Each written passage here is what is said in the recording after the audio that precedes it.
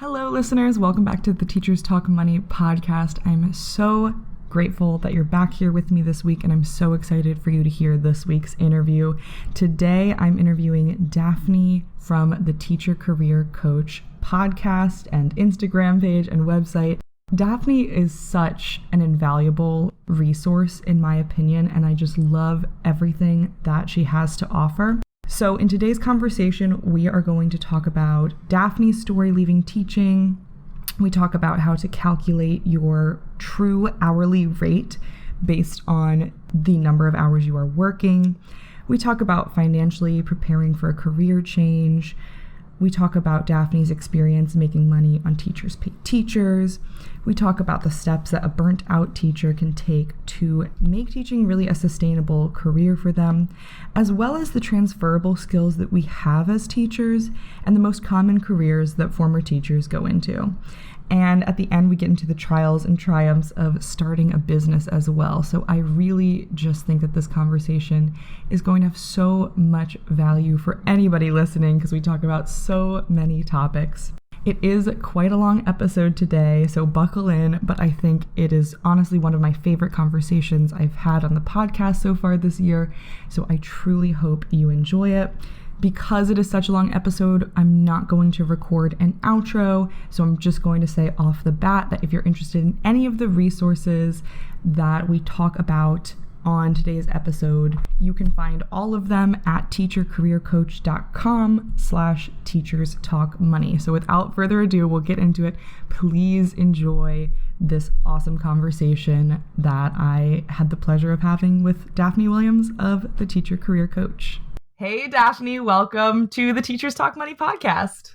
Hi, Rachel. Thank you so much for allowing me to come on. I almost said for coming here today, but it's good to talk to you again. It's been a while. Yeah, I'm so excited. For our listeners who don't know, I actually went on Daphne's podcast, The Teacher Career Coach, and it was really awesome. We had a great conversation, and so I'm really excited to continue it today. And I think that especially if you haven't heard of Daphne, this is going to be a huge treat for all of you listeners out there. But even if you had, she's just great to talk to.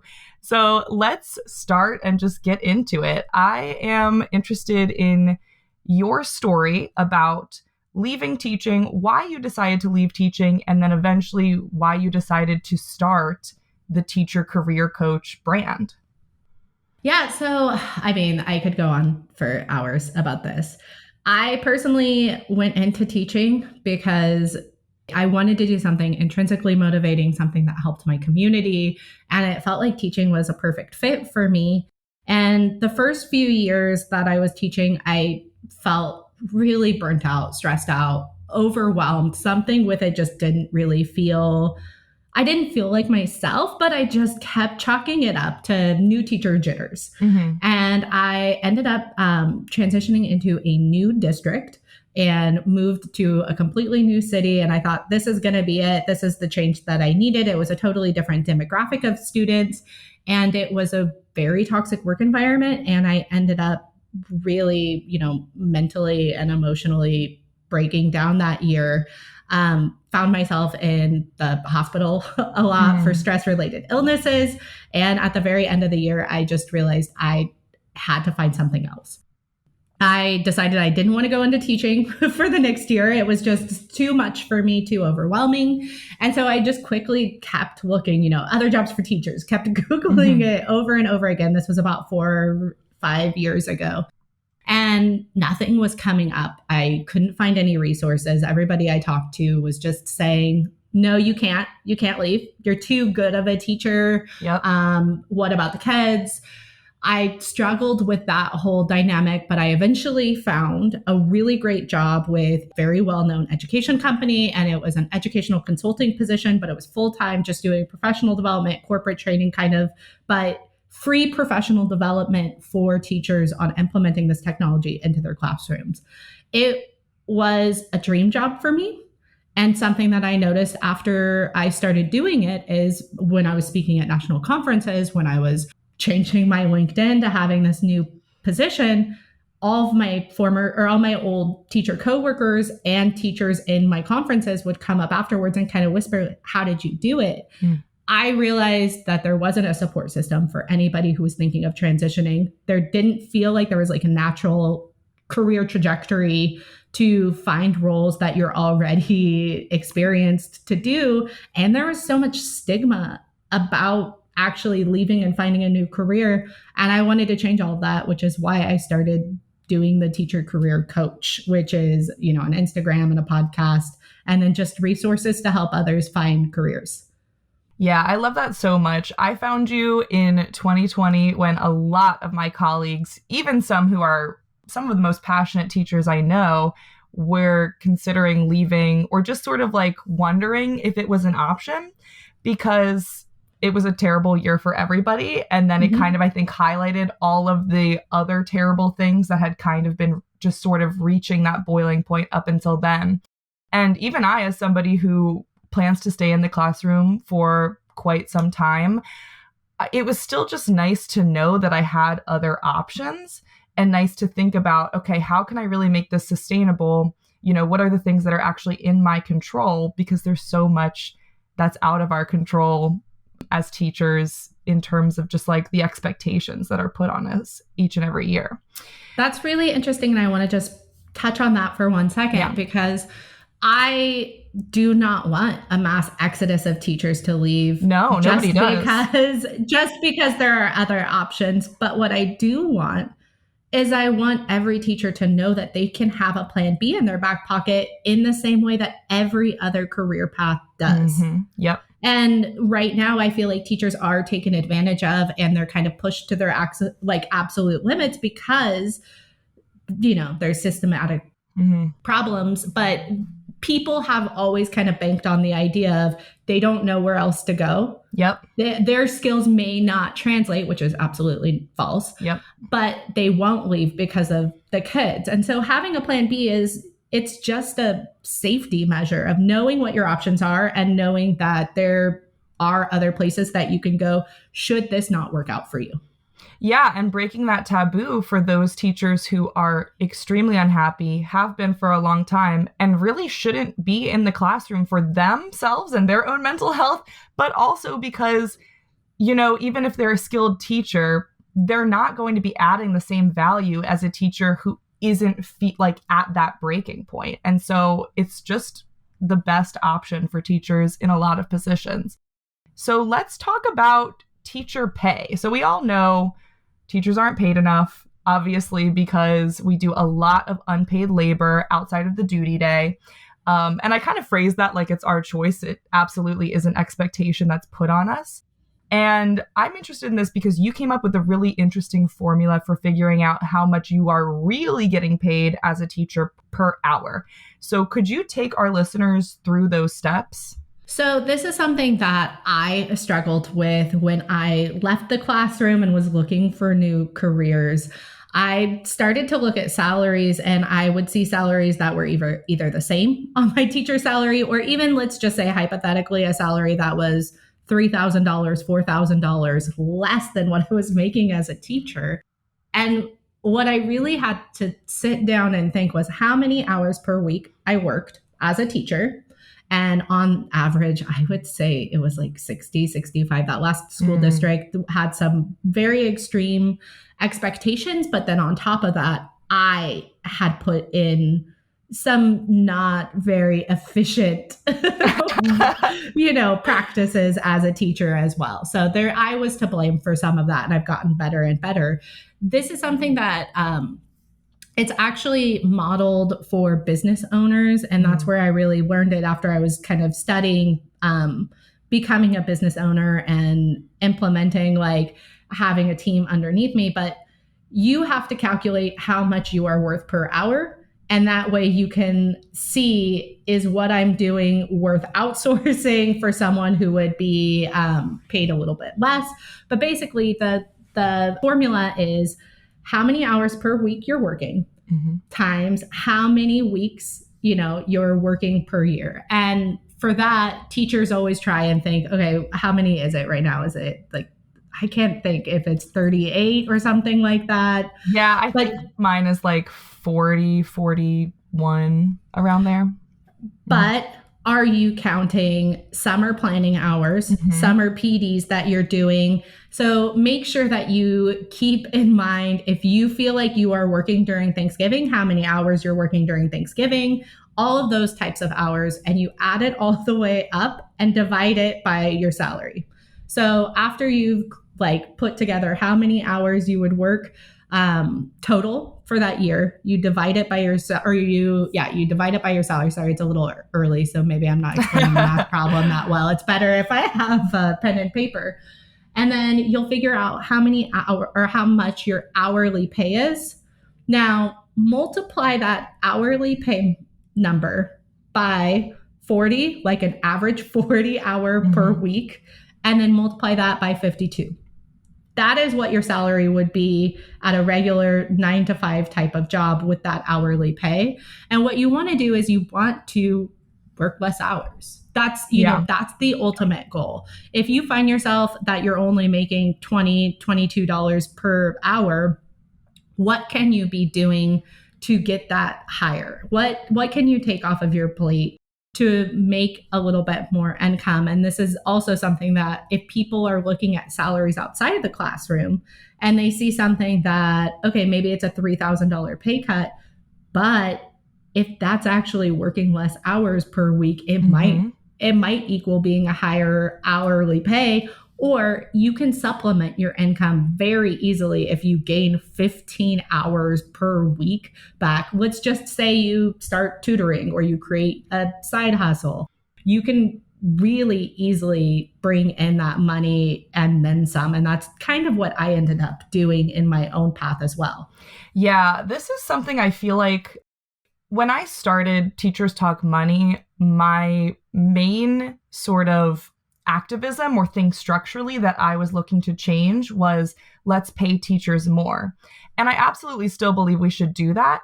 But the more I kind of go through and advance in my career and continue talking to teachers about their money, the more I realize that the reason we're paid so little is because we're working so much. So actually what I'm most interested in right now at this phase of my life and with Teachers Talk Money is reducing teacher workloads. And there are definitely some certain steps that we can take as teachers to try to make that happen for ourselves. But I think that's the big structural change that I'm really cognizant of more so and more so. It's not just, oh, let's slap some money on it and then, we'll be paying them for the ridiculous hours they're working. Let's not make them work ridiculous hours. Let's take away that expectation, because as I become more stable in my financial life and in my career, I realize how much my time is actually my most valuable resource, and money is a secondary part of that. So I love that you talk about that. And I want to read some comments from the Instagram post where you posted this. So if listeners want a visual of this, this is on Daphne's Instagram feed, and the comments are just hilarious and sad and crazy. So I encourage everybody to go check it out and read them. Some teachers said that when they did the calculations, they were making $12 an hour, $16 an hour. Somebody said less than what my husband makes door dashing on the weekend, $17 per hour, $19 per hour, etc. Way less than what our hourly rates are, quote unquote, supposed to be, or what our districts tell us that our hourly rates are. So thank you for sharing that. So let's talk about your transition out of teaching, which you touched on a little bit in that last question. How did you financially prepare for this time? And if you had to do it again, is there anything that you would do different to financially prepare for changing careers?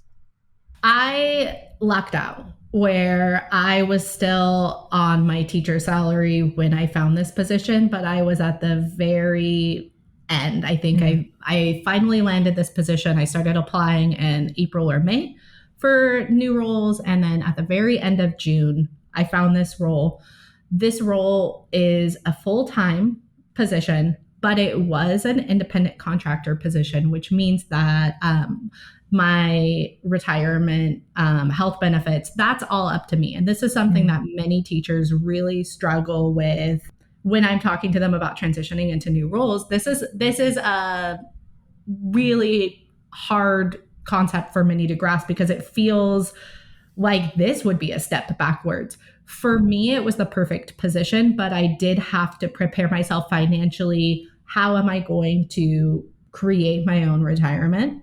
How am I going to pay for my own health benefits? And then I need to learn all the ins and outs of taxes.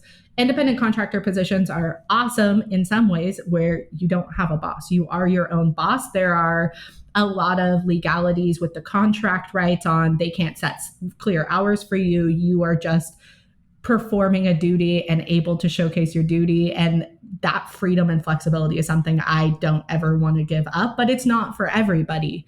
One thing that I would have done to better prepare myself is just right off the bat, probably really started to look into supplementing my retirement the second that I left the classroom about 4 or 5 years ago, just because that is something that's really important to continue to just have it in your budget to put in. I've done well enough that at the very end of the year, the last few years, I put a very large chunk into my retirement just based on what's best for my taxes for that specific fiscal year.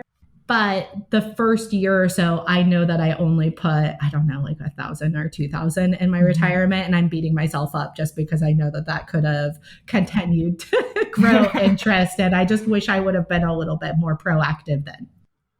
Yeah, I think that's a great point. Because I feel like even teachers who aren't thinking of transitioning outside of the classroom, because we have such limited time, I think, and also because it's just a big learning curve for anybody, they do really rely on the things that are built in. You know, maybe it's the pension and they're thinking, well, I'm just going to have the pension and that's all I don't need to worry about anything because I have that, which is a fallacy, even if you stay in teaching, because they're underfunded and it's a little bit up in the air how much you'll get. And who knows if you'll have to leave your district or decide to leave teaching early. I want to touch on that because I did the math. People said, you can't leave your pension, girl. Don't. No, the teacher pension, you have to stay. And I did the math and I said, if I stay in a position that is wrecking my body for 2 more years, just based on because I moved districts and everything, 2 more years, I would get $500 per month once I finally retired. If I just stayed for 2 more years and then I left after that. And I said, can I figure out a way that by the end of my working life, I can supplement that? Yes. Yeah. I'm not going to stay for that. And some people, this varies from district to district. So make sure that you do the math and you don't listen to my story and think that you've been teaching for 12 years and you're only going to get $500 per month. That's not accurate. But do the math and see what it is. And another thing that people don't realize is that your 401k can roll over into another 401k. People say, what's going to happen with your retirement? And I've worked at, in addition to doing the educational consulting, that professional development job, I've done instructional design for one of the fastest growing startups in the edtech space. And I just rolled over my 401k and had it all there. So you have a lot of options. Just make sure that you are doing the math and taking that into your own hands. Yeah, I think there's this big fear of like ever leaving any money on the table. And this is not just a teacher thing. This is, I think, an American thing, maybe worldwide. I don't know. But I get this comment a lot because I'm going to leave money on the table with my pension, most likely. And it's like the trade-off between me working 5 to 10 more years and getting a little bit more of a monthly annuity in retirement is a very small trade-off to me. Like that is, I don't want to work that long. You know what I mean? So it's like, why wouldn't I get my time back and leave some money on the table? That's very worthwhile to me. But people cannot comprehend. Like I get this comment all the time of, why would you leave before, such and such? You'll be leaving this much money on the table. And it's like, I've set myself up so that I don't need to rely on that. And in your case, yes, you might be giving up $500 a month more. I'm assuming you're probably making $500 or more dollars a month more post transitioning out of the classroom. And so that can even out. It doesn't necessarily mean that you're giving up that money. You are just giving up one opportunity for an entire world of other opportunities. So I love that you mentioned that. I also want to talk about, and I know this was a piece of your transition out of the classroom, you're a Teachers Pay Teacher author, and it's become a pretty lucrative side hustle for you. So can you talk to me about how you set that up, how you've made it so that you were able to monetize it, and sort of, if you're comfortable with sharing how much you make on Teachers Pay Teachers or any numbers like that? I'm sure our listeners would love to hear. Yeah, so I left the classroom, got this independent contractor position where I had to figure out how to supplement retirement, and I had so much more free time. You would think that coming from such extreme burnout, you would not want to do anything. You would just want to work your one full-time job. But one thing that I found with a lot of teachers who have transitioned into 40-hour work weeks is they realize, well, now I have extra time on my hands. What am I going to do with this extra time? And for me, I wanted to scratch that creative teacher itch that I missed. I was volunteering to work at like nonprofit writing workshops here just so that I could still work with kids. But I wanted to figure out, how can I supplement my income a little bit, add some more revenue, and then also how can I scratch my teacher itch? So I started exploring Teachers Pay Teachers, and the first month that I spent learning about it and really researching how to be successful on it, my now fiance, but he was my boyfriend at the time, sat me down and he said, okay, how long are you going to do this before you walk away? Because I honestly was working on it 10, 15 hours per week for about a month with no revenue coming in. And I told him that after I had conducted a lot of research and after I had talked to other Teachers Pay Teacher sellers, I wanted to create between 50 and 75 products. And then I would back away if it wasn't bringing in passive income, because passive income was what I was really looking for. Something that would start to bring in income even when I was busy with my other full-time employment. And after, I don't know, about 6 months or so of really focusing on building a Teachers Pay Teacher store, I was already bringing in about $1,000, $2,000 per month. And, you know, that first time that I hit 1,000, my fiance said, oh, keep going. Okay, you're doing good. You're doing good. Keep whatever you're doing, do it. So I'm now, my Teachers Pay Teacher store, for anyone who wants to work, is called Kitten Approved Curriculum. I named it after I rescued a kitten from one of my schools. So she lives with me. Her name's Margie. She was in the parking lot, but Kitten Approved Curriculum.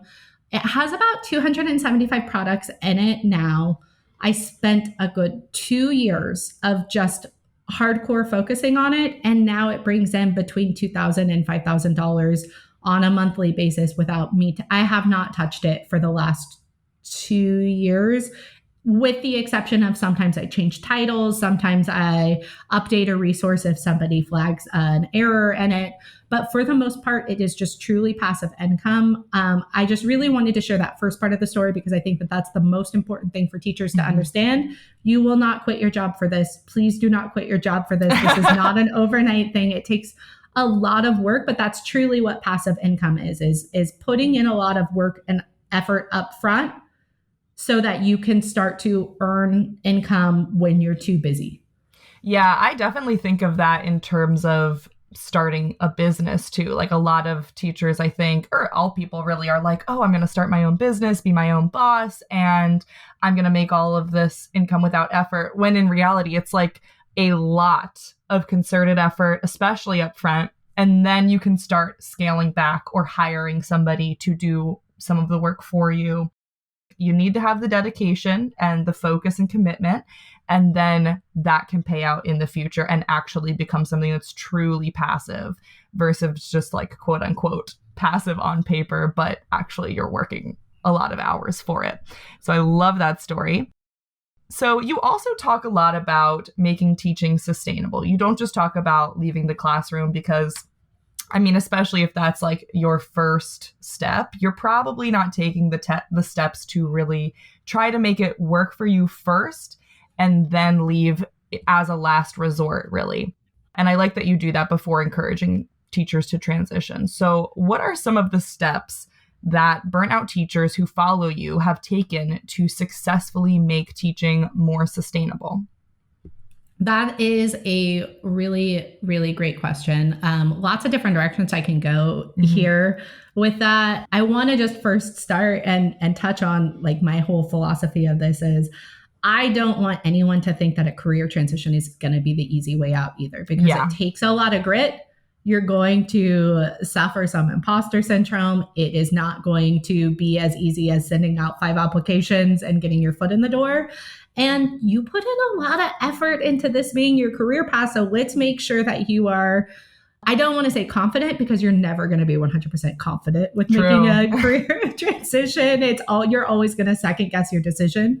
But what I want you to do is be confident that you gave teaching your all before you walk into a new career, because that's where I feel like people really struggle with the guilt of I can't leave because maybe it's on me. Well, if you put these types of practices into place and it still doesn't feel like a good fit, you get to just shed yourself of that mindset challenge and just say, I gave teaching my all. I put in X amount of great years, and now it's time for me to transition into something new. So the first things that I recommend, and I go over this in a couple of Teacher Career Coach podcast episodes, because it's really important that you have the clarity that you've done the work and weighed the pros and cons of moving towards a new career. But the first steps that I ask teachers to do is just mentally ask themselves, would changing grades, schools, districts, or just like pedagogy practices help you in the situation that you're in right now?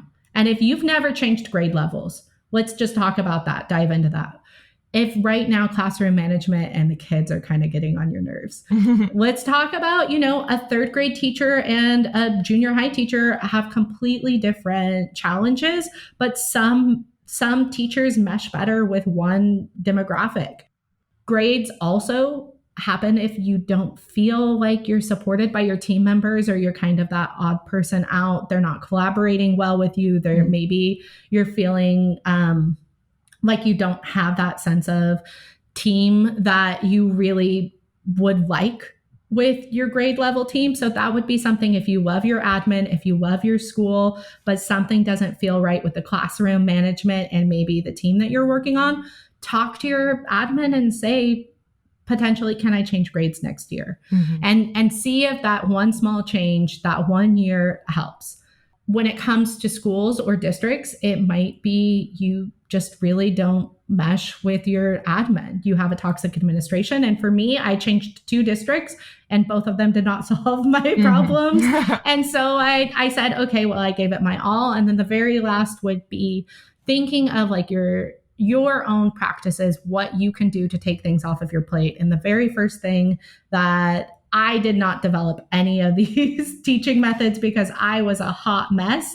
But after I left the classroom and I started to juggle all of these hats that I'm juggling right now as a business owner and a professional development trainer, I started to learn a lot more about productivity skills. And so think of batching your work, not just having all these tabs open in your brain. So if you are finding yourself anytime an email pops up, running to go grab that email, it takes your brain something around 20 minutes to be able to hop back into what you were doing before. Even though you might feel like you're on autopilot, having all of those different directions really leads to burnout as well. So think of, I'm going to schedule in, I'm answering my email from 7 a.m. to 7:30, maybe 11:30 to 12, and maybe once at 3 o'clock. And those are the only days that I check my email or my, class dojo. And then think about the things that you have to do that week. Let's say grading. Maybe you only grade on Monday afternoons. That is the day that you grade. And look at your calendar, and do you find yourself kind of, leaning towards, I'm going to go decorate my classroom. Well, look at what you put on your calendar. Are you grading right then? Well, then you don't get to decorate your classroom, and your students are going to be okay if you don't change that wall every month. There are things that teachers do because we love kids and we want our students to be in the best environment, and we're creative and we like it, that we have to take off of our plates to take hours back. there just are going to be things. What is going to move the needle forward as far as my students learning and, my students' emotional happiness in the classroom? What can I do to foster those relationships? And is what I'm doing on a weekly basis, maybe it's laminating, maybe it's adding really fun new resources, but not something that was already on your calendar. And then it takes 3 hours to plan that new activity. So just kind of seeing if you are sticking to your own schedule. And this is a process of week after week, reflecting on where did I make my job a little bit too hard? And what can I take back? And was that helping the kids? 100%. And I think the other piece of this is that there's just so many different aspects of teaching, because there's the entire planning process, which is extremely creatively draining. But then there's also those little things of like, okay, well, I want to laminate this for the lesson, or I want to change my slides every week, or whatever it is. And it's like easy to use those more simple things that maybe take a little bit less thinking as a distraction from the things that are going to move the needle, like really planning extremely well for that lesson and planning in a way where you're keeping the resources limited so that that's less for you to create. And then also grading, giving feedback, right? These things that are truly very meaningful. And then there's so many things that aren't, that are also part of our job, checking that email, taking care of sort of the more administrative tasks that kind of can get in the way of the things that are so important to our students. And I loved your interview with Angela Watson on this too. So I'd love to point listeners to that, because she does the 40-hour teacher work week. And it was just a phenomenal interview. And it really made sort of an impact on me and made me kind of start to question, okay, am I checking my email way more often than I need to be checking it? And things like that. Yeah, she has developed a system of not just the fluffy meme that says, teachers, take your 5 hours back, or like she's actually worked for the last, I don't know, it has to have been 6 or 7 years at this point on, I'm going to teach teachers how to do this. I'm going to tell them, these are ways to actually scale back your workload and kind of help with the mindset challenges that come with that. So I would definitely check that out. I think it's episode 30 of the Teacher Career Coach podcast. Awesome. So my next question is about sort of the transferable skills that teachers have and kind of what careers they tend to go into, because something I heard very often in 2020, pandemic year of teaching, from two of my close friends who were both early educators at that time and were both kind of like just not feeling it. They're still sticking with teaching now. I think they're real, like things are looking a little bit brighter, which is good. But at the time they said, I want to consider leaving teaching, but I just genuinely don't feel like I'm qualified for any other jobs. Now, in my mind, that's never been the case. I have always been like, I do 1,000 things as a teacher. I'm extremely skilled. I have a different degree that's not just in education. You know what I mean? So to me, and I think also I just have a lot of confidence in myself to pivot if I need to pivot. But these two very capable, very intelligent, very good workers were feeling the same way, that they didn't have transferable skills. So I'm interested, for our listeners, what are some of the more common careers that teachers go into post-teaching? And also, what are some transferable skills that you feel like most teachers have in their pocket? So the first question that you have, what careers do teachers take after they've been in the classroom? What I've worked on developing is what I've called the career buckets for teachers. I actually created a free quiz that I'm going to have at teachercareercoach.com/teachers talk money for this audience. But it's a career quiz that you can kind of answer some questions to see what direction you might be interested in pursuing, just as your plan B in your back pocket.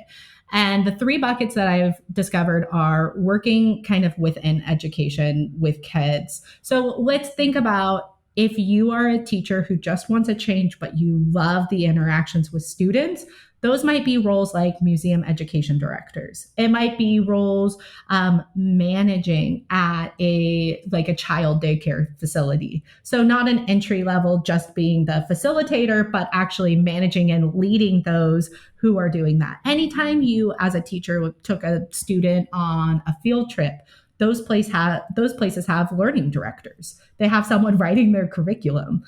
Those are kind of just some general ideas for those who like to still work with students.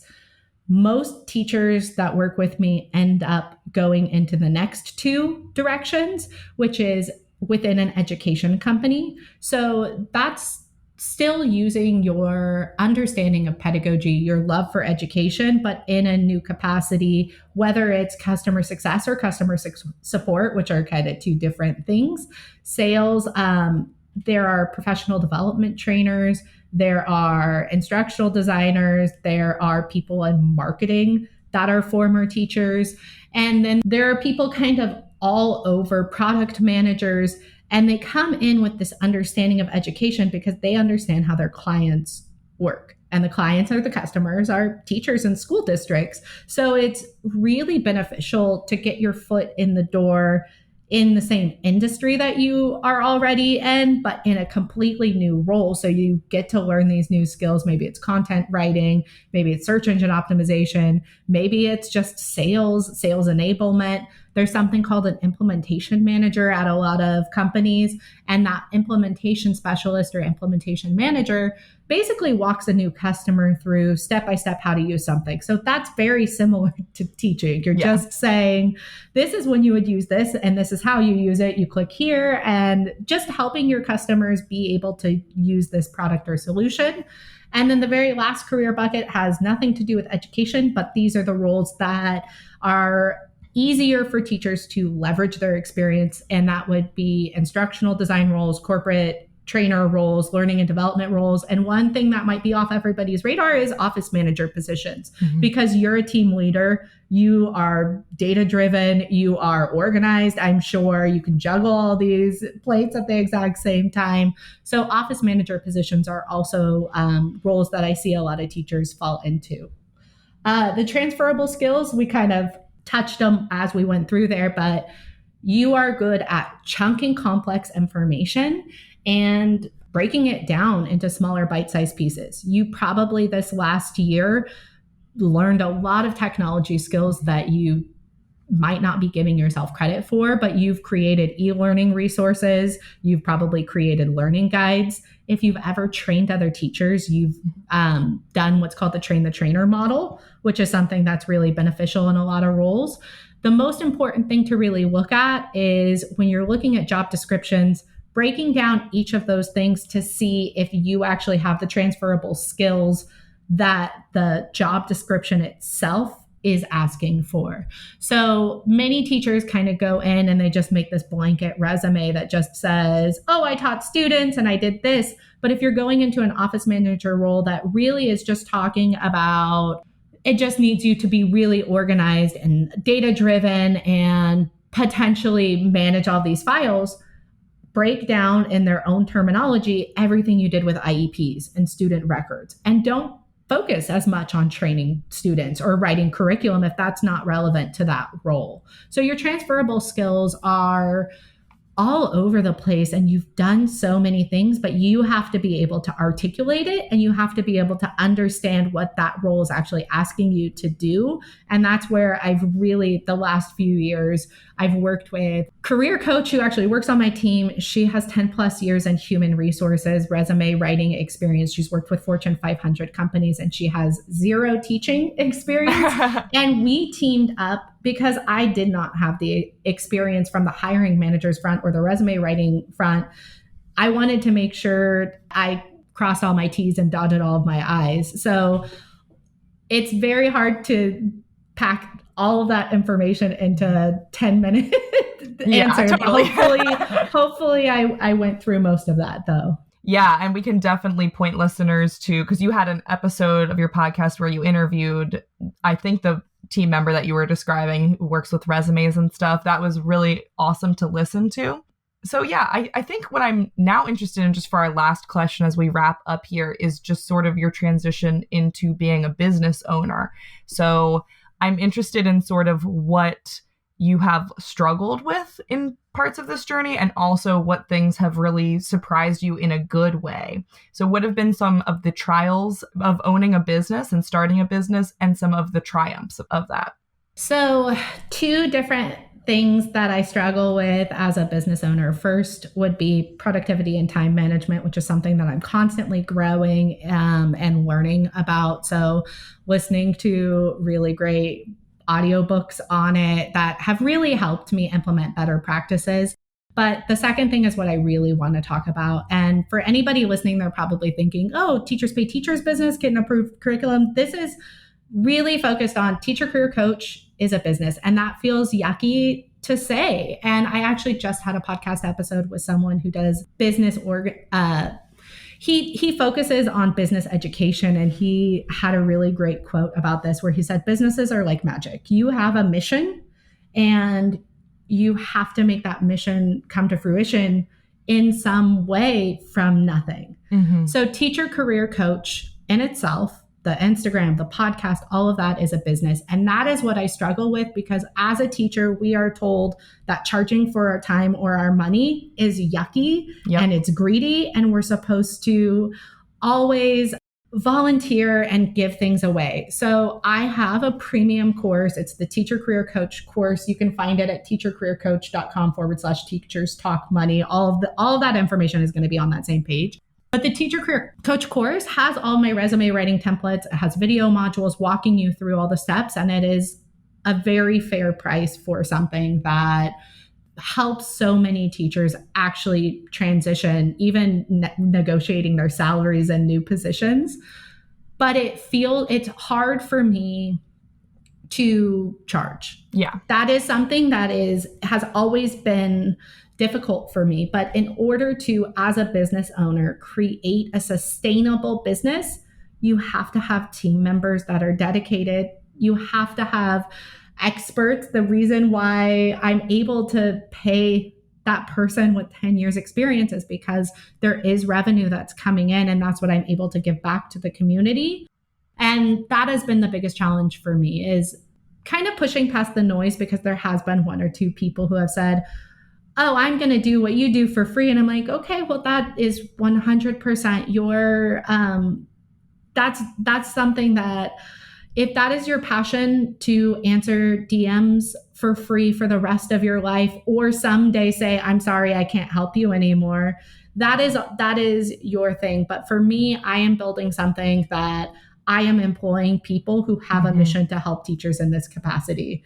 I would never ask anyone to volunteer their time for this, and to produce podcasts, to send out emails, to create blogs, to help teachers, because I give out a ton of free information. But in able to do all of that, there does have to be some sort of revenue coming in.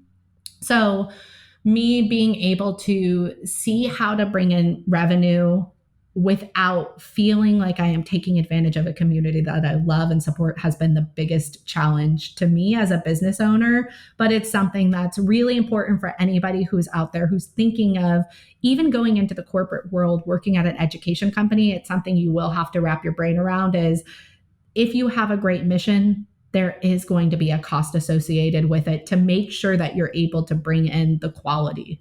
Oh, yeah. And before I let you get to the rest of the question, I love that you said all of that.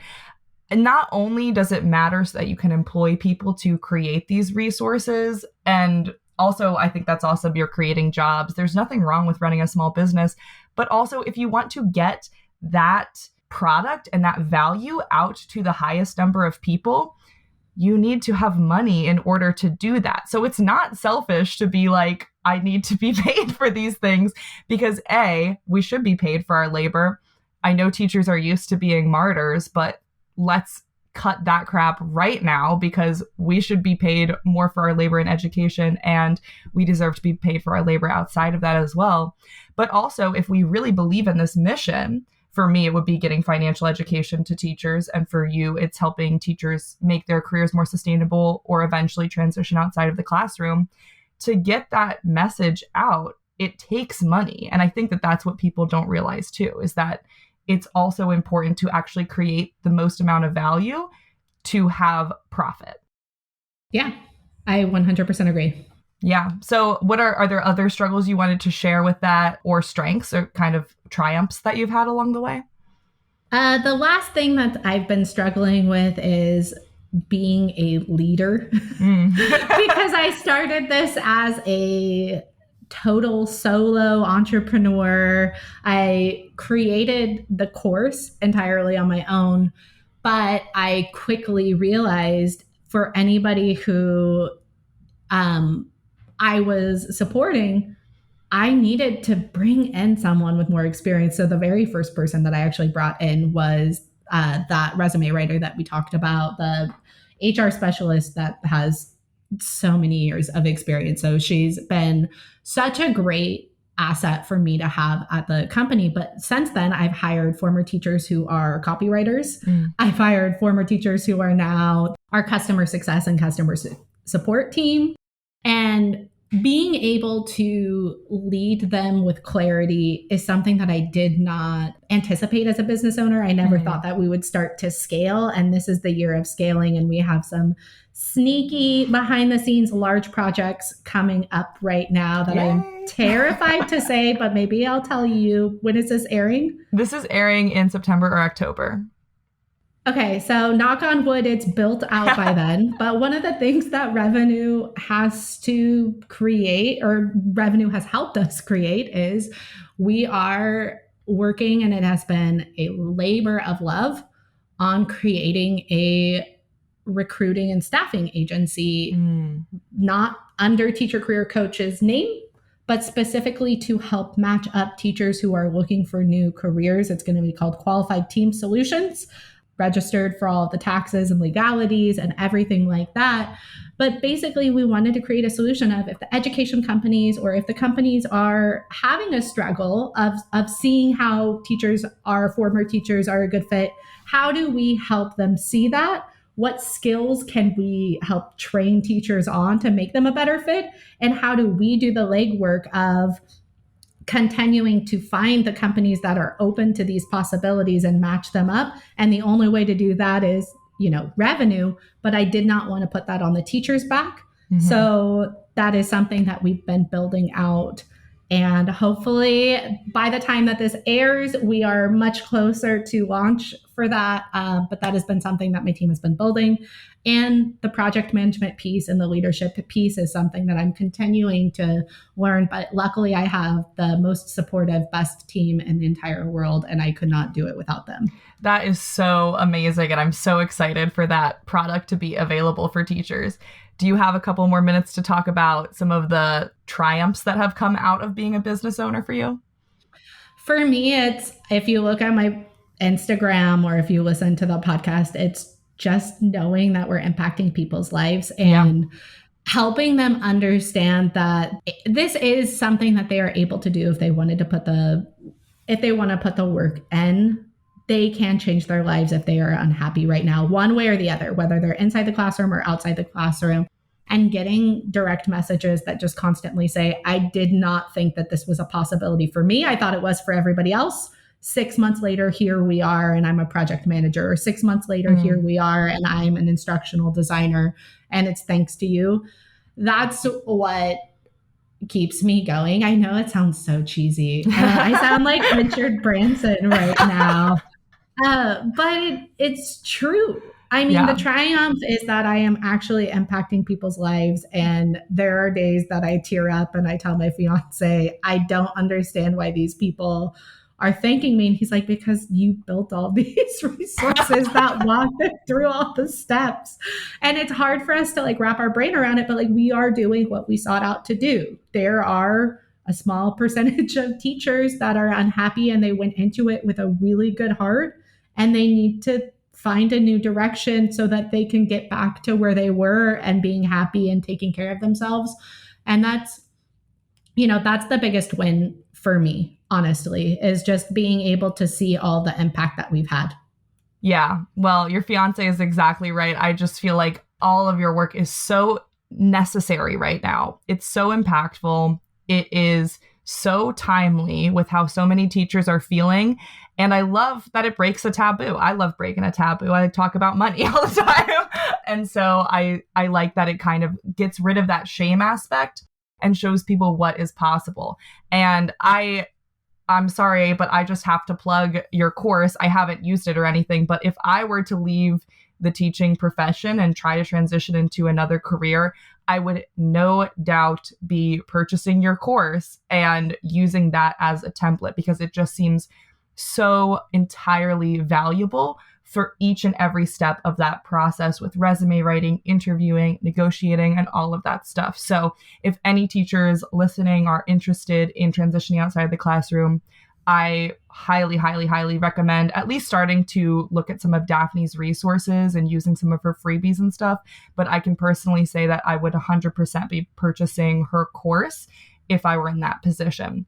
Just to add to that, a really interesting thing that's happened that I did not anticipate, but over the past few years, many teachers find this course, they're burnt out, they're unhappy, they purchase it, and they start to build their confidence and they start to feel better in interviews, rewriting their resumes.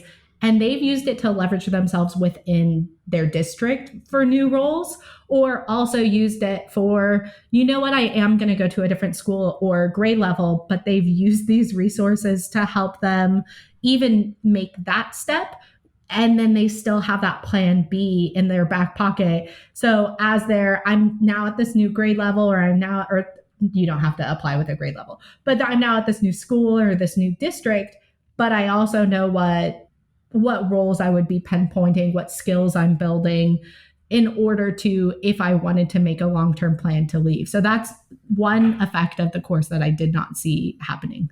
That's amazing. I could totally see that being possible, because that imposter syndrome that you were talking about with moving into another career, I think a lot of teachers have imposter syndrome in teaching. Like, I think I really struggled with that, especially my first year, and still do sometimes. And so I think even just sort of building the confidence in that way can be really powerful for anyone.